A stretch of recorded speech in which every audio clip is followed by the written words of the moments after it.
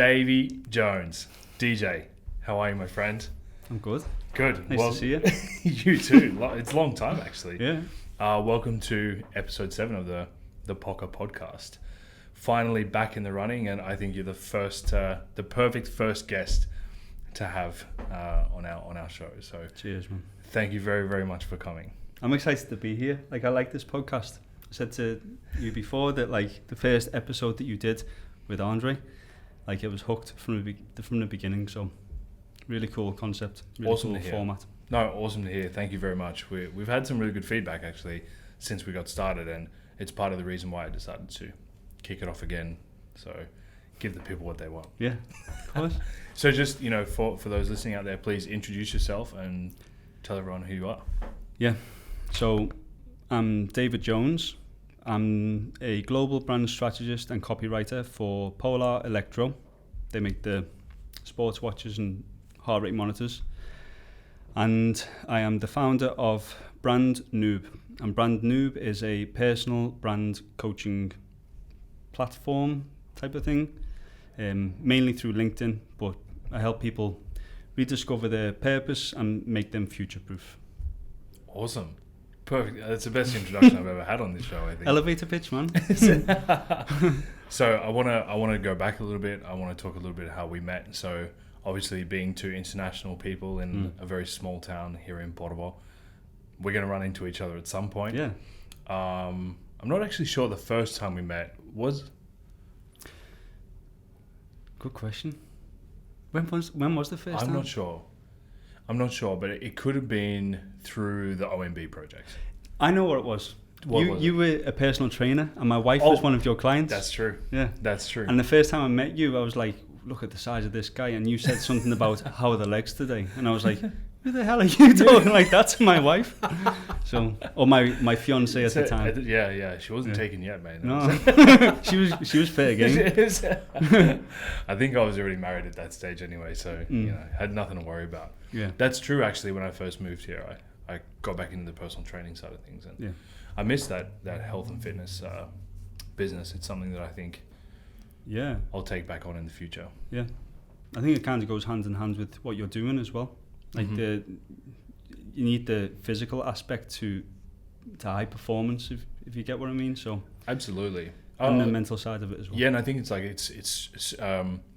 it's kind of like stress prevention, right? Yeah. So my ability and the amount of stress my body can handle, I think is enhanced by my training background and sporting background. So so we met through your wife.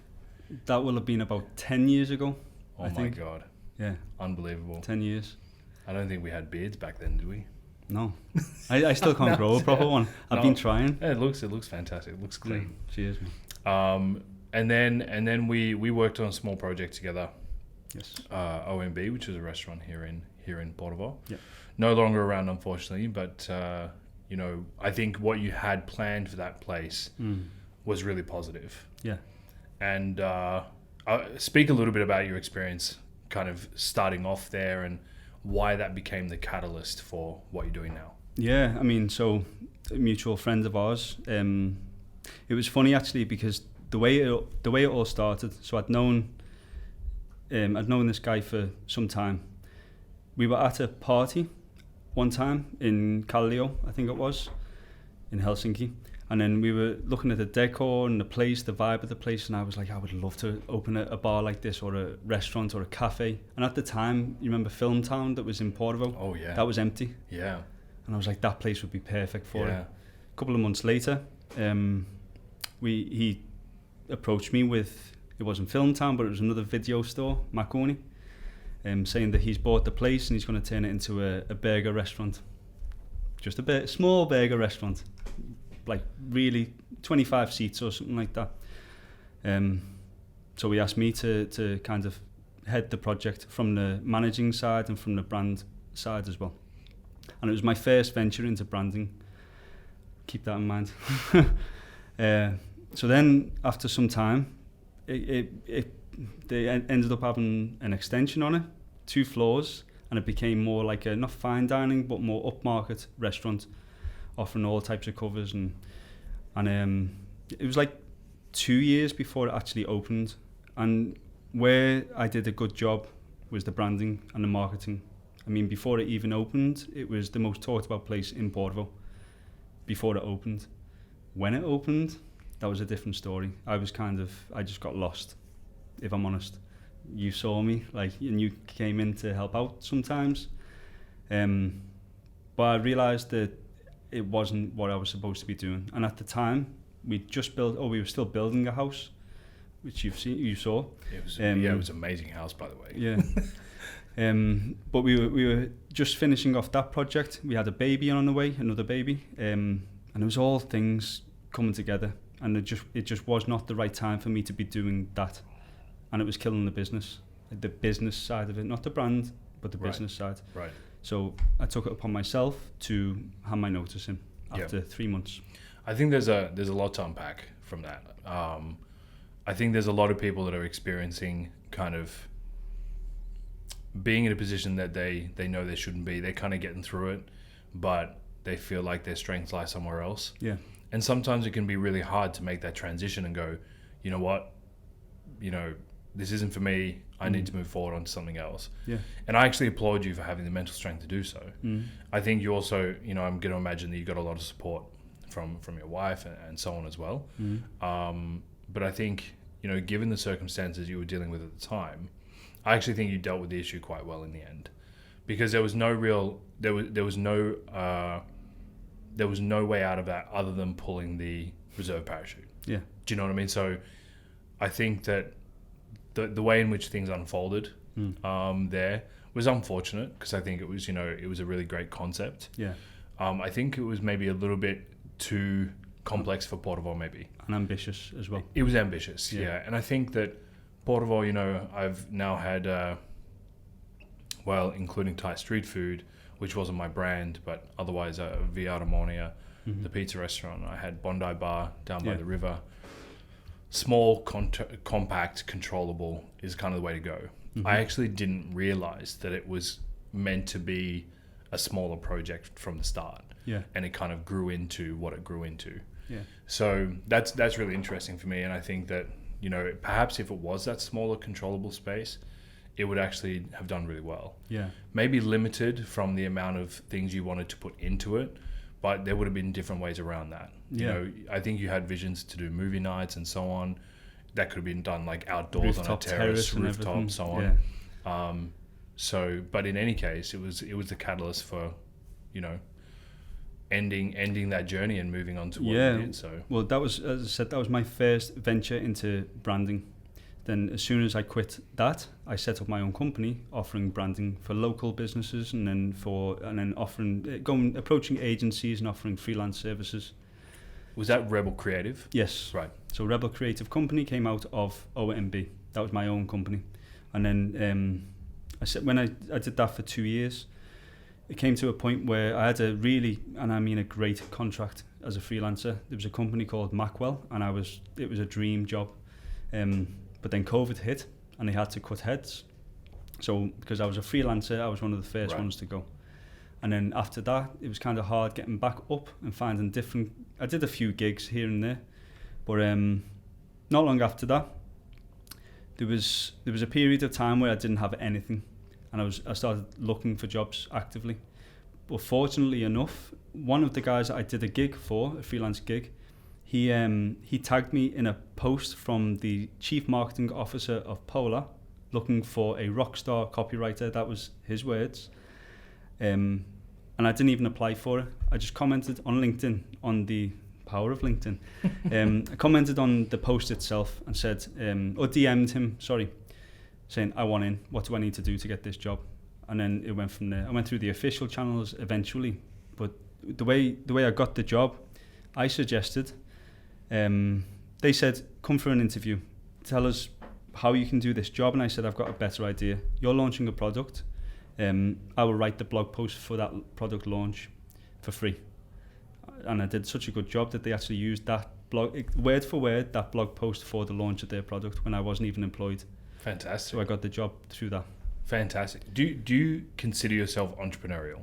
No. See, this is what I find really interesting about you, because the fact that you have started businesses is not driven from an entrepreneurial side. It's actually driven because you're trying to discover an outlet to put out what you want to achieve. 100%. And I think that's really important, because entrepreneurship doesn't necessarily mean that you have to be super driven and passionate about, you know, growing from 0 to 1 million in the first 3 years and having employees and being, you know, this boss man. Yeah. It doesn't necessarily mean that. The entrepreneurial side of life, in my opinion, is an opportunity to put out whatever it is that you want to put out. And it doesn't have to be something, you know, ginormous. No. It just has to be what is you. And the entrepreneurial side of it is actually just the outlet in which you develop revenue. Yeah. So I want to talk about that a little bit, because, you know, I've never seen you as an entrepreneurial individual, more of a creative. Yes. Not saying that they're two exclusive. No, but, right though. But I think that, you know, your passion lies in giving readers feelings and giving individuals that are exposed to your content a feeling for what you're trying to put out. Yeah. Am I right in saying that? Yeah. The way I would put it is so I'm not the entrepreneur, I'm not the businessman.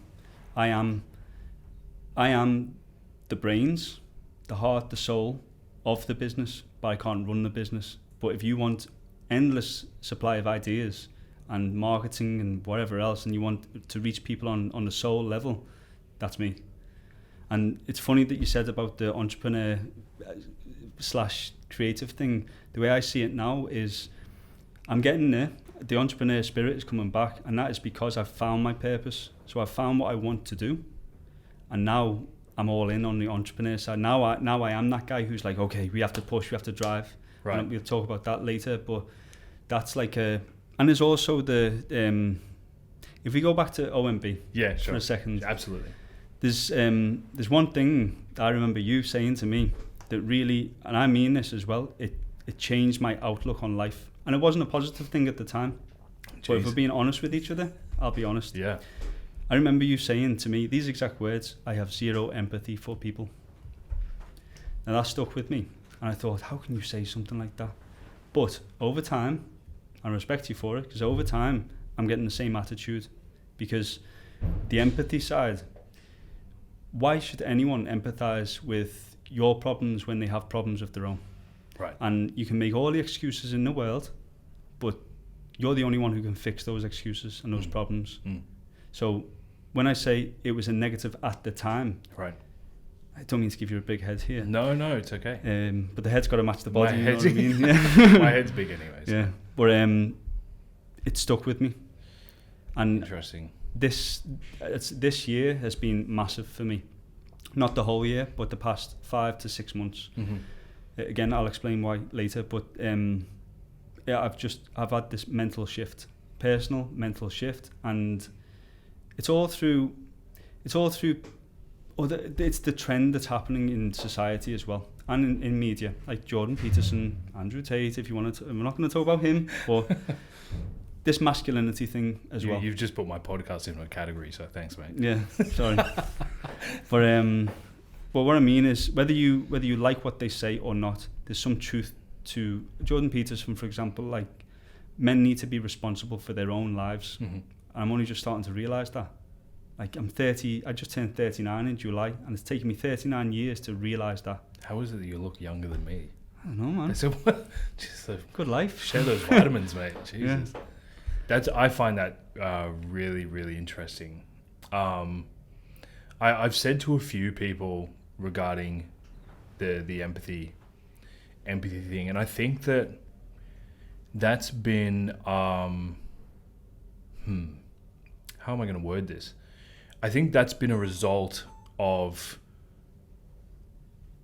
long-term. It's not hardship, it's just walking through mud. And it's not that I don't care for people's feelings. Yeah. It's that I need to have the focus that isn't decisions being made from those feelings. Yeah. And I kind of have to treat myself like I don't have empathy for myself either. And I think that it's not that I don't care about myself either, you know, and I care about all of my employees, and I, you know, do everything I do. Everything that I do is to give them a better opportunity, whether it be career-wise or providing different pathways, or if someone wants to leave and change their path, I'll find someone to call and get them a job. Yeah. And so it's not the empathy, it's the fact that I do believe that, like, if you want me to deal with your problems, I don't have the time to deal with providing you opportunities. Yeah. So it kind of becomes like this, you know, it's like an if or kind of situation. It's tough love. It's tough love, yeah. And I you know, my wife hates that I'm that way because I'm very tough love with her. And there's been moments, like we've had our challenges, like, you know, I think everyone with small kids and trying to develop a life and in different countries, we've all had challenges. I think part of that challenge though is the balance between, okay, we're having a bad day, who am I going to put that on? And I think that's a really, for me, I find that really strange, because kind of every day is not great. It's every day is just another day. Yeah. And if I like let out all my feelings, I feel like I'm just going to depress people around me. You know what I mean? Yeah. And that's not fair.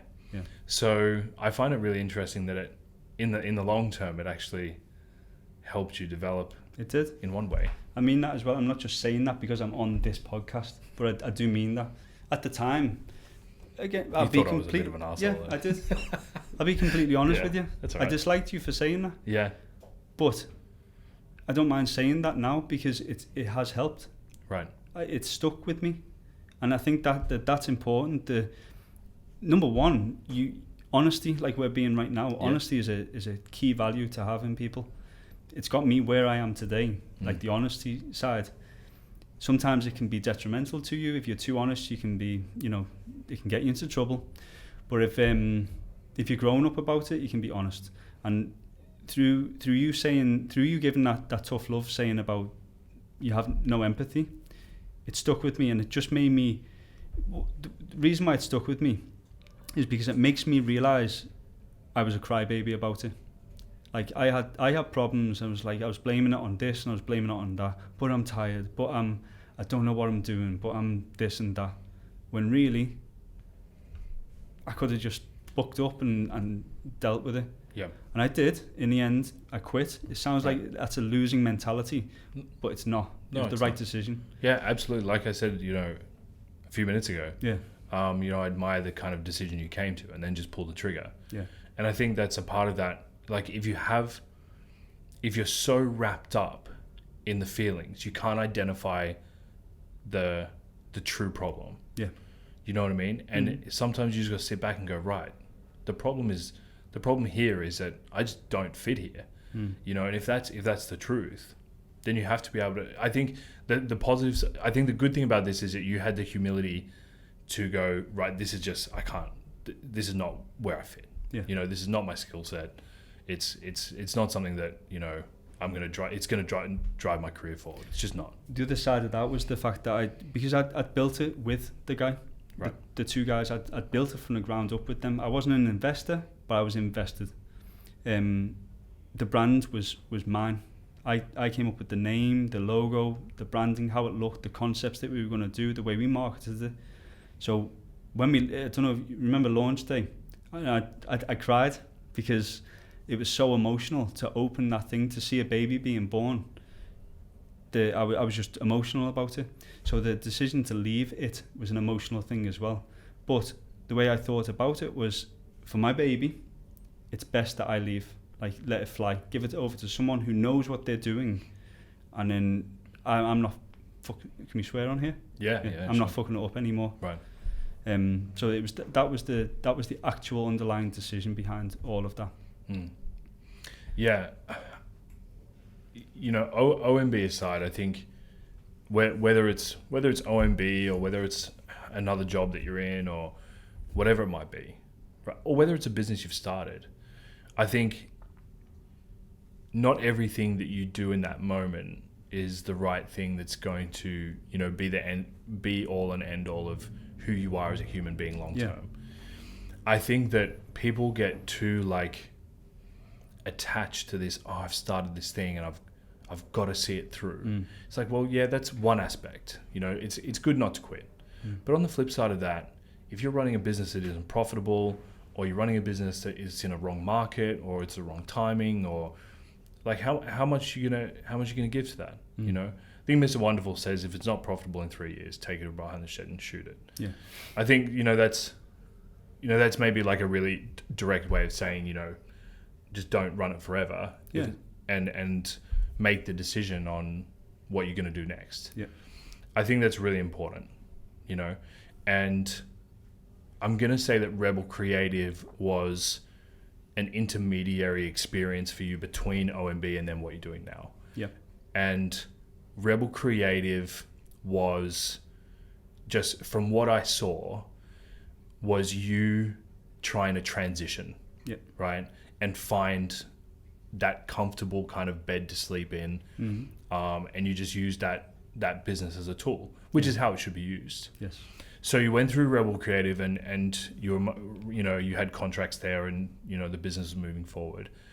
Why did you choose to leave behind Rebel Creative to go and work with Polar? Because Rebel Creative was my way of kicking the door in on the industry. Okay. That was like, I had no qualifications. The only experience I'd had in branding was OMB. So I set a company up because I applied to a few jobs before Rebel Creative and didn't get any. So I set up a company just to kick the door down and get in on the industry. And it worked. I got some experience. I got to know people. I got connections. Like I explained before, I got the job through Polar. The reason why I took the full-time job through Polar was I'm not a businessman. So Rebel Creative at the time as well, when it was COVID, and like I said, I had, did we have 3 kids back then or what? I can't remember now. But the house was built, we had 2 kids definitely, and I think Aidan was born then. But I wanted that stability. Yeah. So I took the full-time job, and it was a dream job. It was. I love this. I think it's genius. Yeah, because I forced my way in. Yeah, and you've done it through. You've utilized business in a different way, right? And you've kind of used the business as a skill stacking opportunity. Yeah, and I think that's really, really. I think that's fantastic, actually, because you need to get some experience with. Especially if you're working down the branding and marketing path, in my opinion, you've got to have some skill sets that are developed from working with larger companies. Yeah. Because you need the exposure.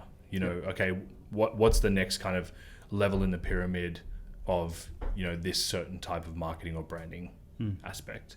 And I don't think you get that just by continuously contracting forever for, SMEs. So I think that's genius that you just kick the door down when I don't have qualifications, but you know what? I've got my own fucking company that is in this field. Yeah. And it's been successful so far, so I can do it. Yeah. But the thing about that as well is I just always knew that that's what I could do. I knew I was good at it. Without the qualifications, without the actual experience, I've just always been interested in branding, writing, copywriting, storytelling, whatever it is. I've always been interested in that. So then it was just the confidence that I had in myself that I knew what I could do. Okay, set up a company, prove it. Set up a company, prove it. Kick your way into the industry and then prove it even more. And that's exactly what I've done. And now, so when I got into Polar, 6 months in, so the job title was Content Marketing Specialist, essentially copywriter. It was doing newsletters and blog posts. 6 months in, I went to the chief marketing officer and I said, I want to be the brand strategist. I want to be in the brand arm. You don't have one. You've never had one, but create a position for me and I will lead your brand. They thought about it for a little bit. So 6 months into the job and then boom, got the Global Brand Strategist title. And I've been doing that ever since for the last 2 years. And it's came at a point where Polar is 1977 it was founded, and this is I'd say it's the most pivotal year that they've ever had. And there's a launch just coming out soon, but I'm the one, me and my boss, and I'll talk about my boss in a second because he's another figure in my life who I owe almost everything to, and that's important. So the idea of taking this brand that's almost 50 years old, and I'm bringing it kicking and screaming into the 21st century, because I know, I believe that it needs to be done, and I believe in myself that I can do it, and I've just forced my way again into saying I want to be the brand strategist. I'm going to do this whether you like it or not. You can pay me for it, but I'm going to do it anyway, and I'll show you what I can do, and if you like it, let's run with it. And that's what happened. Like they like what I've done, and now we're going to be launching the new brand. Fantastic. Well done. Cheers, man. Well done. Yeah. All right, so let's talk a little bit about the branding marketing category. So I think we've got a good introduction, kind of your background. You put I think it was a post on LinkedIn. Turns out I use LinkedIn quite a lot these days, and so do you. So we'll talk about that later. We have a lot to talk about. Right, so you said marketing is for today, but branding is forever. Yeah. So marketing versus branding, what's the difference? Marketing equals buy now. Branding equals buy forever. That's the difference. Yeah. So marketing is short term. I want it now. Like, buy this product right away. Branding is, I don't care if you buy it today, but you will buy it in the future because you'll fall in love with our brand and the products. Apple is the perfect example. If Apple bring a new phone out tomorrow, I won't buy it tomorrow, but you get the point. I will buy it. Yeah. Whether it's good or not, because it's Apple. Right. So yeah, that's how I see. And I wrote that post, but the weird thing is, maybe subconsciously I didn't connect the two. That company, Macwell, who I freelanced for at the start, their tagline at the time that they asked me to work on was, "Product is now, branding is forever." And I swear, I didn't connect the dots or plagiarized that. But when I wrote it and published it, I was like, shit, that's what he was trying to say the whole time. Yeah. So for those businesses out there that, okay, I've had a lot of conversations recently with my CMO at Momotoko. We're kind of getting to that size. We have outlets in pretty much every major city, 2 countries, soon 3, franchises, blah, blah, blah, right? When it comes to marketing, I'm one of these dudes that's like, if you can't measure the return, I don't see the cause for investment. Yeah, exactly. Right? But there's two kind of aspects to that. Yeah. Because I don't look at running a discount campaign and saying, hey, we have this, these 3 products for the next week, 20% off. I think you're just cutting yourself out of revenue. What I do believe in, though, is finding alternative lane ways to execute marketing strategies, which I think is actually branding, all in all. The difference being is that you won't be able to measure the ROI, right? And you won't be able to say, well, we increased our traffic by 30% over that period. It's not for any other reason other than the campaign or the marketing strategy that we implemented. Yeah. But what I will say is that if you're able to move outside the train tracks of what is considered traditional marketing, i.e. influencers, Google AdWords, Instagram, Facebook posts,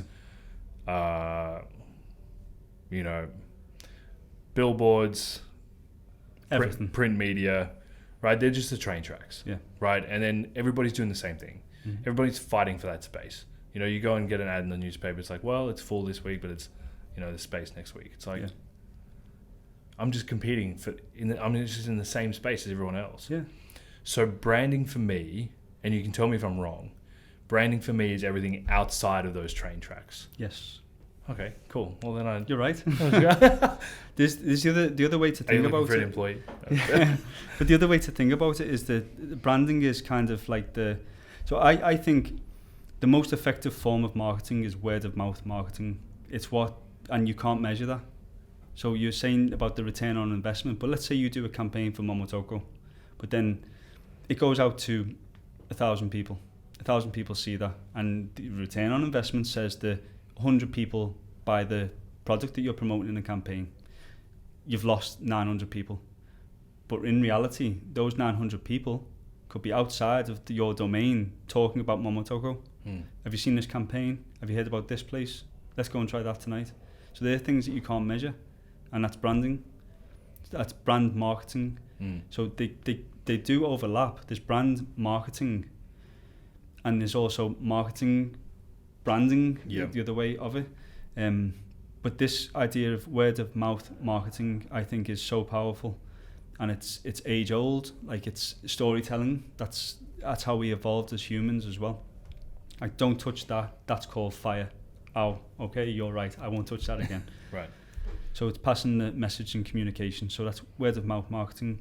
And like I said before about my boss in Polar, like he enabled me to do everything that I do today, and I think that's important.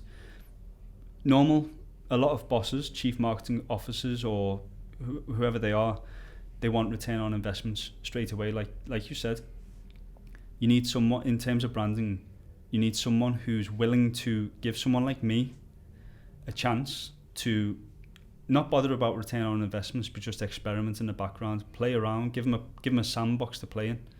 Because whilst everything else is happening, your other marketing team is doing what they're doing. You've got someone who's in the back looking at all of these pieces coming together and building the brand in the background. So you won't get a return on investment immediately on that, and you can't measure it. You can measure it. There's some things you can do to measure it, like customer sentiment, for example, and brand awareness, but then you won't get a monetary return on investment immediately. Right. So let's talk, because we're both in kind of reasonable sized business now. So we have chief marketing officers, and we have brand strategists and so on and so forth. Yeah. But when you're starting a business and when you're starting a brand, it's something you don't have. And people like me, I consider myself creative. I can see the creative aspects of things, but I do struggle with the storytelling side. Yeah. And I think that's something that I'm going to work on in the future, or at least identify an individual that can plug that hole. Yeah, welcome to the podcast. Yeah. So yeah, I put It's that a up sign. today. Yeah. We said we'd have some bloopers of the acoustic panels falling down, so there's another one falling down there. But so what would you recommend, or what would be the starting point for new businesses, new entrepreneurs on the branding journey, not the marketing journey? I think the marketing journey is pretty clear. You can get tons of information on that. Yeah. It's like, you just type in a chat GPT, give me a marketing strategy for my new business in this. Yeah.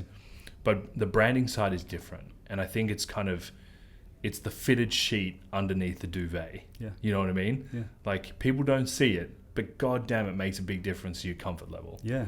So, yeah, give me top 3, top 5. How would you start? Where would you start? So first of all, like the analogy that I would use, and I can talk about this from experience because you've seen it, the house building. So if you're building a house, you need foundations, and that's what a brand is. You can do all the decoration, all the whatever else you want, but if your foundations aren't in place, the house is going to fall down. But what are the bricks made of in that foundation when it comes to branding?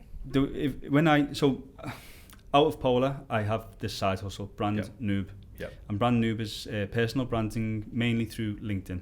And when I have these, I'll talk about that more later, but when I have these calls that I have, or when I have a client, the first thing I'll do is I'll take them through, it's called the Ikigai concept, or Ikigai model. It's a Japanese concept, and it will help you find your purpose. So there's 4 areas. One is what you're good at. One is what you love or passionate about. One is what people need, and then the 4th one is what people will pay you for. So you put all them together, and right in the center is your purpose. The reason why I do that is once you discover your purpose, you can find your persona, so your identity, your tone of voice, your look, your feel, everything. Out of that, you find your people, target audience, and niche market, wherever it is. And then, so purpose, persona, people, the 3 P's of branding, that's what I call them. And then from the 3 P's of branding, everything else is built off of that. So that's the foundation. And then out of that, you have your storytelling, you have your visual assets, you have your campaigns, whatever else. But as long as that foundation, the 3 P's are there, purpose, persona, and people, then everything else should come pretty naturally. See, I find it really interesting that, you start a business in Finland, you register your O, and then you end up going to POS Intra, right? You present your business plan to POS Intra, which consists of, you know, a mission statement, a SWOT analysis, you know, a market evaluation, you know, basic P&L of how you're going to generate revenue. But there's nothing in the way in which we start business, such as, you know, how are you going to attract the consumer? Yeah. Okay, you know, maybe you can put it through your SWOT analysis and you can go, well, this is my strengths and, you know, I'm going to focus on those, and my threats, I'm going to keep an eye on those, and here are my opportunities, and we'll put those into a game plan. Challenges. You know, my challenges long term. But when it comes to like the branding aspect, which I think is really not talked about enough, a lot of people talk about marketing. A lot of people talk about, you know, SEO and these kind of, you know, action words. But the 3 P's of branding, that you just mentioned, I think if people just throw away the fucking business plan for a minute, and start there. You know what I mean? Don't start with the idea. Start with the people, the purpose. Yeah. And if you start there, your business plan will write itself. You know, instead of sitting there painstakingly trying to figure out where your business is going to start and end up in 3 pages of A4, it's impossible. But I think if you start with that identifying yourself part, I think there's much more value to that long term in the way in which your business runs. It's your core. 100%. And it's like you said before about what was it that you said before about right at the start about finding like I strike you as this emotionally led, purpose driven person. Like, I'm not an entrepreneur. I want to just fulfill my life by the outlet, like the creative outlet, and that's my purpose. But the beauty of finding your purpose is you compare purpose to a business plan. Now, a business plan should change based on the environment, based on situations. It should change. If it doesn't, you're going down. Yeah. But purpose shouldn't, because purpose is what you're passionate about, what you love, what people need, and what people will pay you for. Yeah. So if you've got that core purpose, and this is corporate branding, you do this as well. Like, what's the purpose of a Nike, for example? The why, the how, the what, their mission, vision, values, all of them things. That's all purpose, and they all do them. Every big brand does these exercises. Yeah. I find it so weird. We start with a business plan. Yeah. It's like the wrong way around. No, it's, you know what I mean? And then we go through like a year of business and we're like, oh man, you know, I'm run down. You know, I'm really finding it hard to be creative in what my next step is in this business. I'm struggling to get together my head on where I stand financially. Yeah. But it all stems from the fact that you're not in a position that you're comfortable in. Yeah. So naturally you're just gonna, you know, end up burnt out or you know, whatever it might be. It's the foundations again. It's like a relationship. If you start a relationship based on I just want to go out and find a girl, it's going to fail. If you base a relationship on I'm going to see who's out there, I'm going to get myself in shape, get myself to the best possible position, and find a girl to match what I want in life. Yeah. So what are the things I'm looking for? Yeah. You know, X, Y, Z. Yeah. You know, I'm going to find an individual that meets the criteria because that has the most chance for long-term success. Yes. So it's the same thing. Yeah. Like it's more about the if you think that it is always about the customer, but if you think about what you want deep inside, I know we're getting deep here, philosophical, but there's a reason for it. If you can think of what your purpose is, and your purpose isn't like, oh, this week my purpose is this. No, it's like what is it? Deep down, I mean long term, 20 years, what do you want to do in life? Because if you can figure that out, you'll be golden for a long time. You might fail in your first attempt at business, but you'll come back to it because that's your purpose. Right. And you can't change that. Right. Yeah. No, I think you hit the nail on the head. Yeah. And I think that's kind of what I was trying to, you know, pull out of you in that way. Yeah. Is because I really do think a lot of people sit there and go, right, I know I want to be an entrepreneur, right? Can you just push that up for me? It's good. Is it going to fall down, Rusty? It should be on each corner. Push it on each corner. So my purpose is not to do this. So, so I think that a lot of people sit there and go, they just sit at a table with a piece of paper, sometimes even, and go, right, who am I? Yeah. You know, and you're just like, well, I like cake and cake maker. You know, yeah. You know, I think that, but we really have lost the ability, or many of us have, including myself, to think beyond those like first onion layers. Yeah. And you know, there's a reason why you pulled the ripcord on OMB. There's a reason why you discovered a pathway to what you're doing now through another business and Rebel Creative and so on. Mm-hmm. It's because you can see deeper into the layers than some other people can. I really truly believe that. Yeah. I think there's always lessons learned along the way, but for those people that really kind of struggle to identify, I think it really just comes down then to trial and error. Yeah. And you just got to work through a bunch of different industries. You've got to try a bunch of different things and just see how you feel at the end. Yeah. If it makes you happy, keep working through it. If you hit a roadblock, try something else, you know? Well, I've got this, like, my opinion on industry experience. Like, I don't like industry experience, like even the term.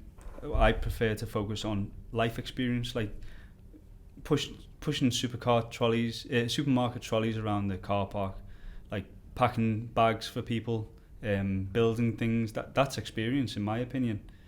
Obviously, there's certain circumstances where you do need official experience, but I think that makes you more of a character than 10 years of being in the same industry would, and only learning the same things. Yeah.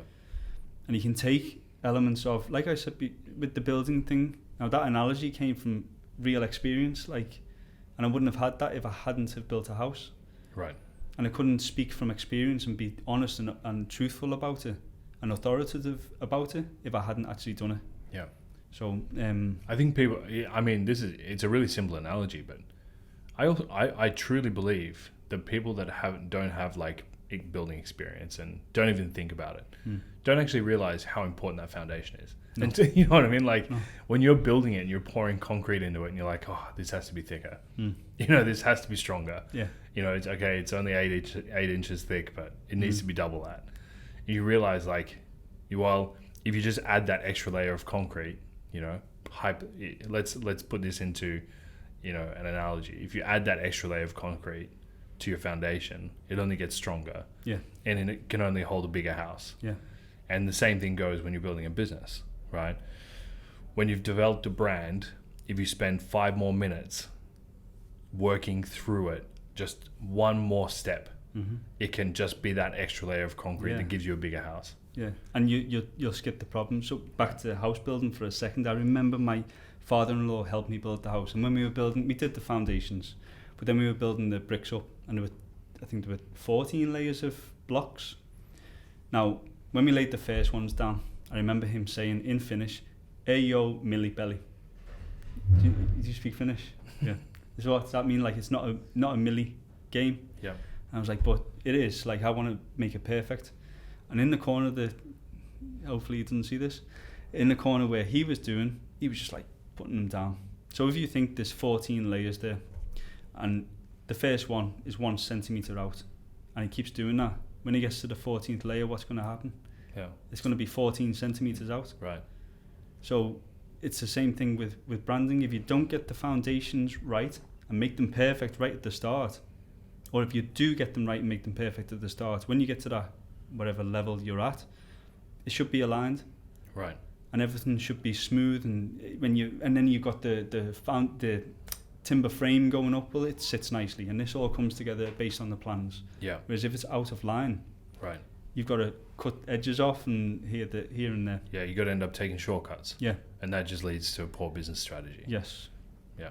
So sorry about 100%. the long-winded analogy, but it makes sense. I think it's really important to you know lay down, because I think for a lot of people, and I actually don't know who listens to this podcast, all 83 listeners, but I definitely know that one of those 83 will listen to this and go, holy shit, I knew I should have spent 5 more minutes just thinking about how I was going to do that. Yeah.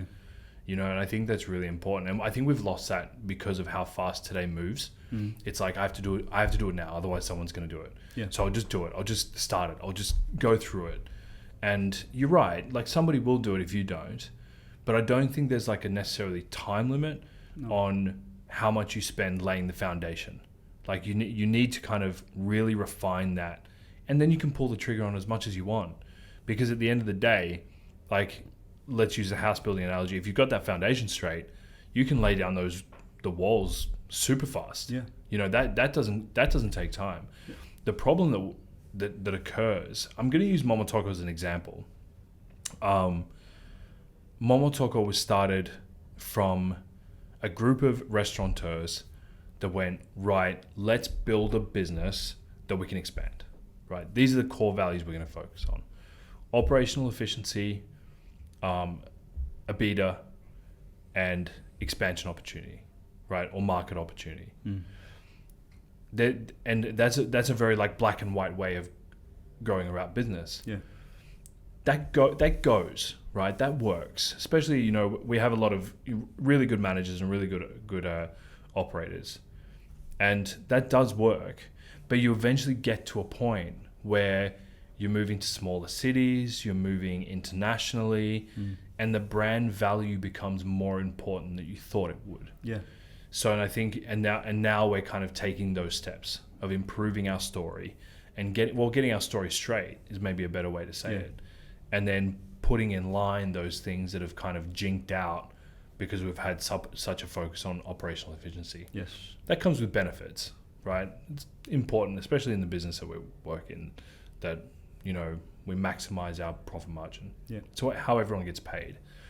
But when it comes to the limitations that you might have expanding, especially in a market with 5.5 million people, the brand value eventually becomes what the next thing needs to be. So that's kind of where we're at now. We're 10 restaurants in Finland, like I said, pretty much every major city, and opening up our franchising opportunities and so on. And now it's about brand value, and the conversations I have with my CMO are like, all right, I get that we're doing AdWords, I get that we're doing this, but let's put a monkey in a jumpsuit eating ramen in the middle of Kumpi and see what happens. Yeah. Like, let's play in the sandbox. You know what I mean? Let's go crazy. Let's just go crazy. Kick sand and just see what sticks. Yeah. And then, of course, it has to be in line with our values. But I think that's kind of... Monkey in a jumpsuit. Yeah. That way. 100%. Yeah. Well, we have a really interesting idea. And, like, I don't have many listeners, so I can say it.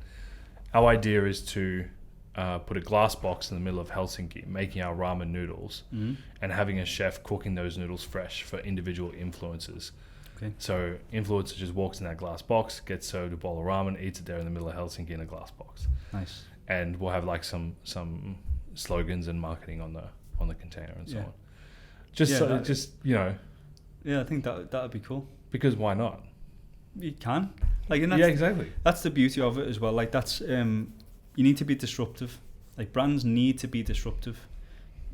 They don't. But if you want to be a brand that changes things or stands out, you can't stand out if you don't disrupt things. If you just follow the trend and follow what everyone else is doing, you won't stand out. I'm going to correct you a little bit, because I think that there are some brands that need to be disruptive, but I think there's some brands that lose more than they gain from being disruptive. Yeah. So it's about identifying like, okay, what kind of brand am I? You know what I mean? If you're Virgin, come out with a branded condoms. Do you know what I mean? Like that is disruptive. Yeah. But if you're Apple, they're not really disruptive. They're more. I think they're more clean and refined, but that is their brand strategy. Yeah. Do you know what I mean? But they were at the time. That's the thing. That's true. So the foundation was built on that. It was built on that's saying like the rebels, the misfits, the ones who disrupt. They even said the ones who disrupt things, the crazy ones. They're the ones who think they can change the world are the ones who usually do. So that's what they launched on, and they set the segment up for themselves then, because then after that, when we're saying Apple play it safe right now, it's because they can. Right. So everyone else they've done the disruptive. Yeah. everyone's been made aware they exist. So it's not even an industry segment anymore. It's an Apple segment. So everyone else is trying to be Apple. Right. It's not they're trying to be a tech guru. It's they're trying to be Apple. Right. So that's I think I agree, and we agree on some things. But then that's my opinion on the Apple part of it. I see it. Yeah. So what's app? I mean, like you said, you're pulling by the tooth and nail Polar into the 21st century. Yeah. How are you doing that? Is that a part of this just disruptive focus? Are you? Yeah, it's more about. I mean, so Polar's target audience has traditionally been like athletes, like people who consider themselves athletes or even professional athletes. And we've had a few products where they've been a lot lower entry level. But then we're at a time, I mean, Polar were the pioneers in wearable wireless heart rate technology, which Apple now have. Sorry, Apple. So I put, that's what we should take some of these down. I put these up today just to see if it would help. Yeah, just take it down. But yeah,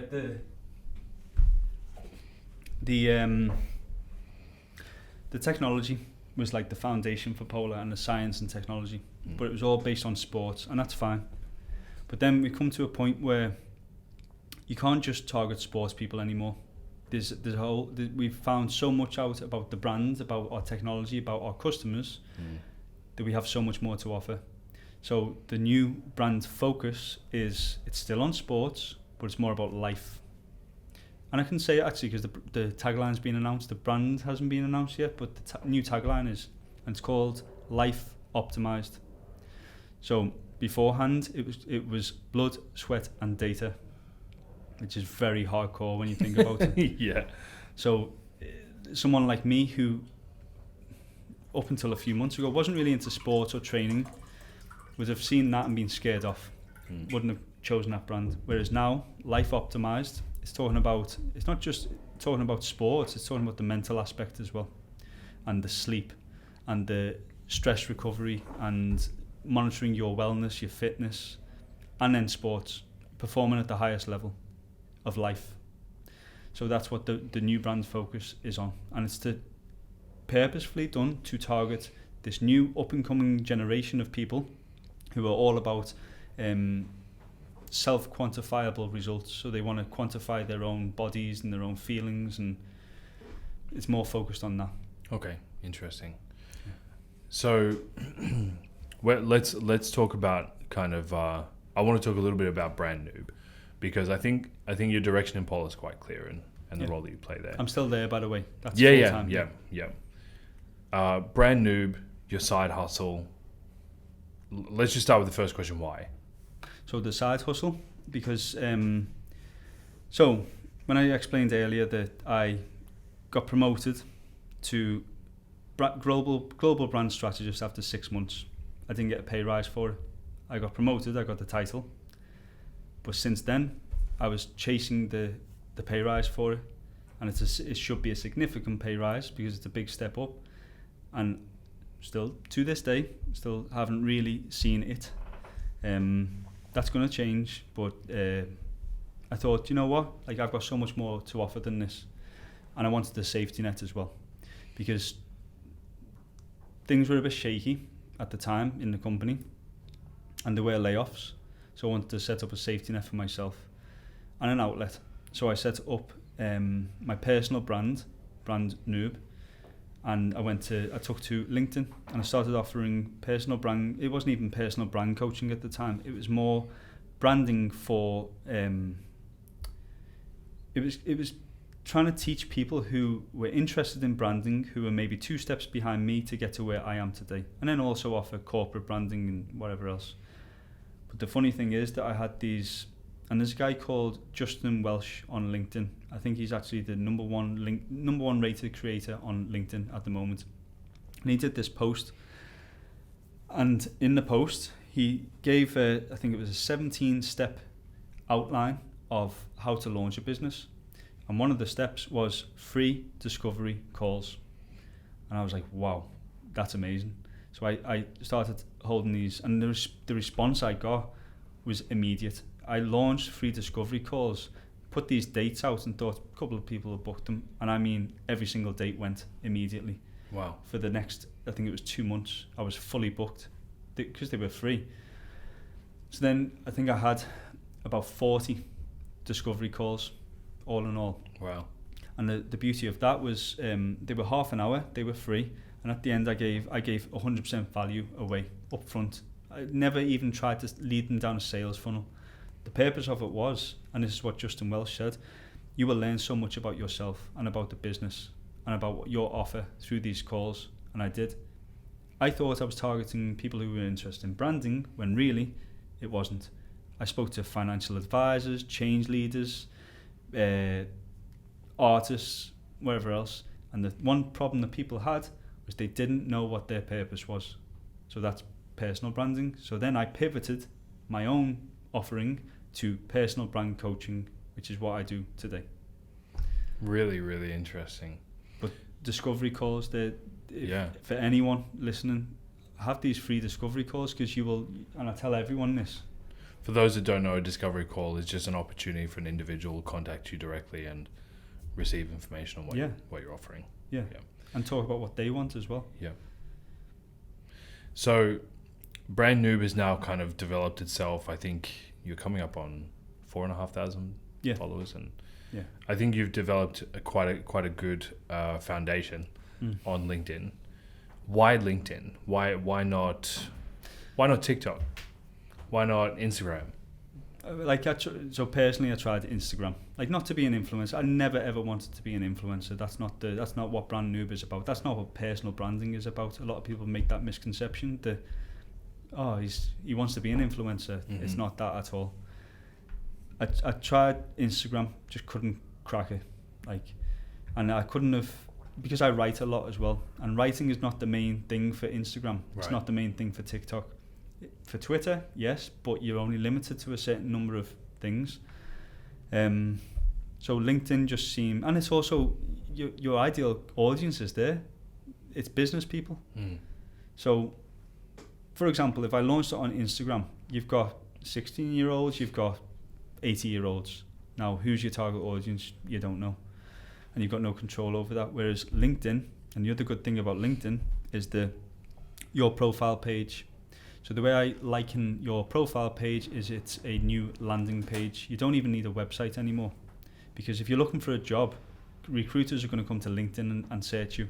If you're looking for a client, the client's going to come to LinkedIn and search for you. So all the elements are there. The banner is it's like a billboard ad, and so you have that on the page. Then you have your headline, which tells people what you do, who you do it for, and why you do it, and how you do it. And then you have a link to the website if you want one, or newsletter, or discovery call, or product. And then you have featured section as well. You can put products in there.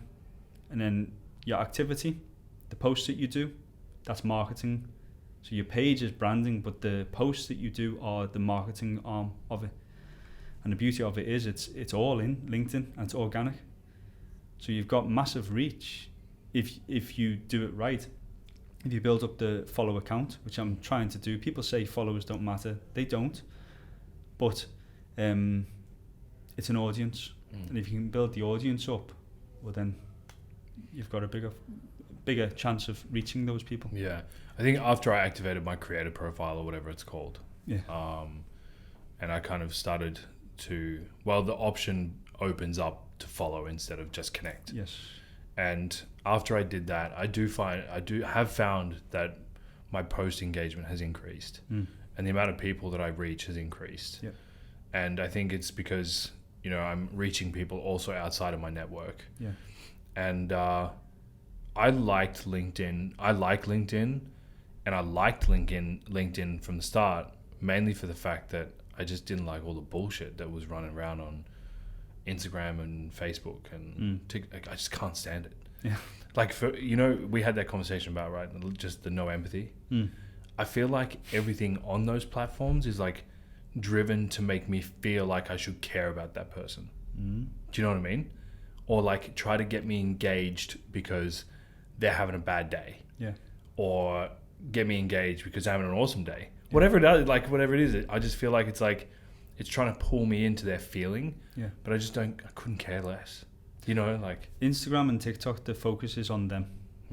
The person doing the video or the post, whatever it is. LinkedIn, although it's on me doing the post, the target is you, the reader. Right. Or the potential prospect client, whatever it is. Right. The focus is on, and it should be on that person. I also think that's why people like you and I can't crack LinkedIn. I can't crack Instagram. Yeah. Because we're trying to like target people. Yeah. Where we should be just focusing on ourselves. Look at me. Yeah, exactly. Yeah. Exactly. The look at me factor. Yeah. So, sometimes I'll go through LinkedIn, and I'll scroll through LinkedIn and I'll actually like find information that's useful, but if I scroll through Instagram, there's just a bunch of... It's entertaining. And there are there's friends and, I see that what they're up to and, they post on their stories or whatever. So that it has some value. Yeah. But when we're talking specifically from the business perspective, I think there's more value in LinkedIn than there is in other platforms right now. And I think there are 3 content pillars that you should, on any platform really, that you should do or follow. Educate, entertain, or inspire.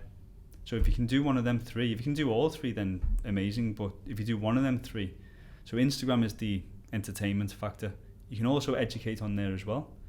And for example, TikTok is actually, I think it's maybe even the most, is it the top platform for education purposes, I think? Yeah, at least that's... Like there's courses and things like that on there. So that's one of the content pillars, and then the inspiration side as well. Yeah. But you can do all them on LinkedIn. You can do it from a bit, and it's also a business platform traditionally. Right. So if you want to do business with business-minded people, LinkedIn's perfect for it. Yeah. So what are your next steps now with Brand Noob? So with Brand Noob, I had these discovery calls, they were free. Then I started launching paid calls. It was a package called the LinkedIn Profile Optimizer. And I've sold a couple of them. It's just a video call where I take you through your profile and we fix it. Just take it down. Yeah, we fix your... We fix your profile. But one of the things with me is so it's meant to be a 30-minute call. And every single person I meet and every call I have, it never sticks to 30 minutes. Okay. And I always end up giving way too much value away. And one of the things that I do on the profile is the story, which you were asking about before. So that's your about story. We go through that and I end up almost rewriting it for them. Right. And then that becomes branding then. So there's other packages as well. I have a newsletter, which bear in mind I started Brand Noob 5 months ago and I'm close to approaching 2,000 subscribers now on my newsletter. Wow, fantastic. So that's a direct audience that I have. Yeah. I really like the newsletter actually. Yeah. Yeah, I subscribe to a few newsletters, but I think yours is probably one of the best. Cheers, man. They're effective. And it's like, if you subscribe to a newsletter, you are receptive to what I have to say. So then you can be a bit more about me in the newsletter and then twist it onto them at the end of the newsletter, and it's longer form as well. Right. So that's good. But the next thing, so I'm all right now about growing the audience for a reason, because we are just launching. I'll backtrack a second. I've met many people through LinkedIn. Like, I mean, I call them friends now. Like, this is the other interesting thing about it, because surround yourself with the 5 people who you most want to emulate or can bring you the most success. I found them through LinkedIn. Just through their posting or through their content, talk to them, and then we became good friends. And now, myself and 6 other creators, there's 2 more coming on, and then 2 more the week after, have came together, and we've created what we've called the Creators Academy. And it's, to my knowledge, it's one of the first of its kind, where creators have come together to package a course for LinkedIn creators, teaching them branding, ChatGPT, Mid-Journey, profile optimization, content strategy, storytelling, sales, public speaking, everything. So it's not just LinkedIn. I mean, these are real business tools.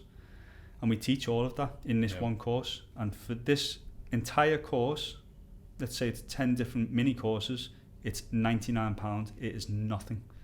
And the reason why we've set it so low is we want mass volume. We want an audience.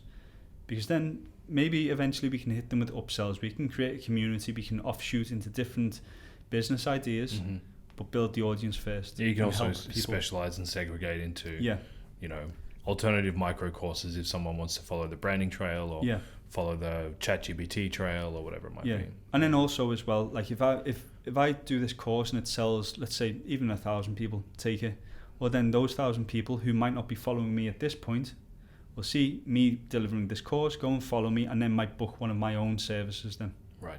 So there's that side of it as well. Cool.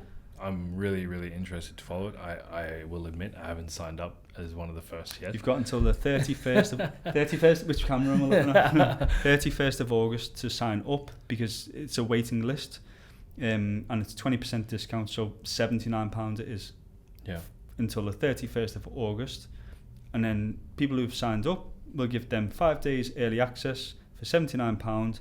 Then after that, we go all in and launch it, and then it's £99. Fantastic. And we'll keep its lifetime access as well. Fantastic. And then after that, we'll keep delivering, updating it with different packages and wherever else. It's going to be through a website, It's through Gumroad. Okay. So do you know Gumroad? No. So it's a platform where you can set up affiliate links on Gumroad. Okay. I can put a course on there, and the course can be a PDF document. It can be a video course. It can be anything. You can put it on for free, or you can open it up to donations, and a lot of people will pay donations for it if they like it, or you can price it up. And if you price it up, right now, I get an affiliate link. So every person who clicks on my affiliate link to buy the course, I get a commission on that. Right. That's the model right now, and everyone gets their own affiliate link. Okay, cool. But and then when you buy the course, it's presented through a platform called Notion. Yep. Yeah. I know Notion, yeah. I don't know much about Notion. I have to learn a lot about that, but it's presented on, it's hosted in Notion. In Notion. Yeah. Okay, interesting. I mean, yeah, Notion's a pretty easy platform to understand, so it makes sense. So the long-term strategy is obviously just to build a community through the Creators Academy. You know, that's going to give you a lot of exposure. Do you think that there's value long-term in you keeping a position as, you know, whether it's the position you hold now at Polar, you know, Global Brand Strategist, or whether it's some other position in the future? Do you think it's important for you to maintain one of those jobs? Yeah, I know what you mean. So the beauty of I love my job. I'm really proud of it that I got that job, and I love the company. I put it like the OMB thing again. It's my baby now. That's my brand. It's not, but you get what I'm saying. And then my boss, like I deeply care for my boss as well, and I don't want to leave him in the shit or anything like that. But Brand Noob is a side hustle, but I want to get to the point where Polar becomes my side hustle, and then the world is my oyster. Like I can decide what I want to do with it. But the beauty of having that full-time professional branding position is that it gives me credibility for what I do on LinkedIn. Mm-hmm.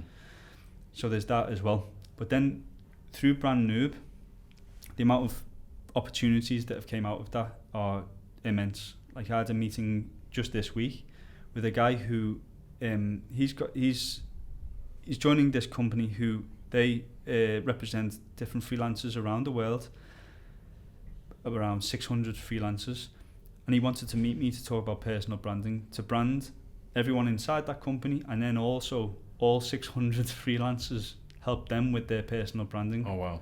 So that's, in terms of a project, that is huge. Yeah. So there's different outlets for it. Different outlets. Yeah. Are you concerned that one will take over the other too soon and you'll have to make a decision? Yeah. Yeah. You feel it happening? Yeah. Yeah. But I like, you know me, man, I'm a deeply respectful person, so I've never burned bridges. Yeah.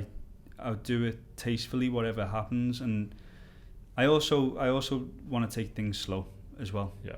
Like there's a lot to be said for having a full-time job as well and learning as you go. I still don't know everything, and I can learn that on the job. Yeah, and I mean, if you have a mentor that you value, then it's not about the job really. No, it's about the mentor. Exactly. So the more time you get to spend with him, the better. Yeah, I have a couple mentors. And the downside is that, like, it'd be great if we work next to each other. The downside is that we don't, and it's just a phone call every couple weeks, every 2-3 weeks, a month sometimes. Yeah. So if I was working next to them, I think I would have skyrocketed past where I am now. Yeah. If there was somebody that I could hold my hand and say, hey, this is actually how you do it. Yeah. There is something like mentors. I think every person, but again every man needs someone to look up to, like a mentor, and it's a beautiful thing when men can have that relationship that I will teach you everything I know, and you can learn from me, and then I also spear him on, like, because he's my boss right now. He's just been promoted, by the way, to the Chief Marketing Officer, so he is now the CMO. Congratulations, Mr. Gray. And he's deserved it. So everything, I'm the thinker, he's the doer. That's our relationship. Yeah. He's the one who will put my ideas into effect and implement them, and it works beautifully, seamlessly. Yeah. So I think you need that, like, mentorship and that relationship. I think that's a great team up. Yeah. I think the CMO has to be a doer. And I think that the CMO also needs people under him coming up with creative strategy. Yeah. Working in sandboxes. Yes. I think that's a really important team, superhero team up. Yeah. Do you want to say his name? Give him a shout out. Ansi. Good on you. Good on you, Ansi. Yeah. Congratulations on your recent promotion. So awesome. I think that there's a ton of value for everybody that was listening to this. Whether it's you're starting your own business or it's actually you feel stuck in the business that you're currently driving.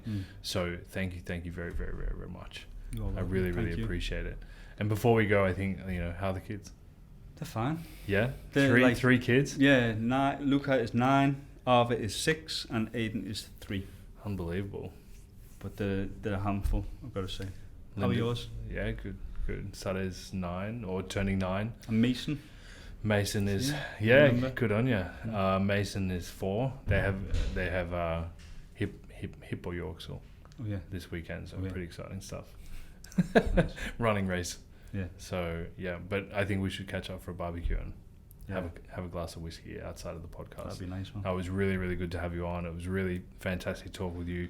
Congratulations in everything you've achieved so far, and mate, all the best with the Creators Academy. I can see it being something of tremendous value to a lot of people that are looking for that. So well done. Thank you very much. Thank you, man. Cheers.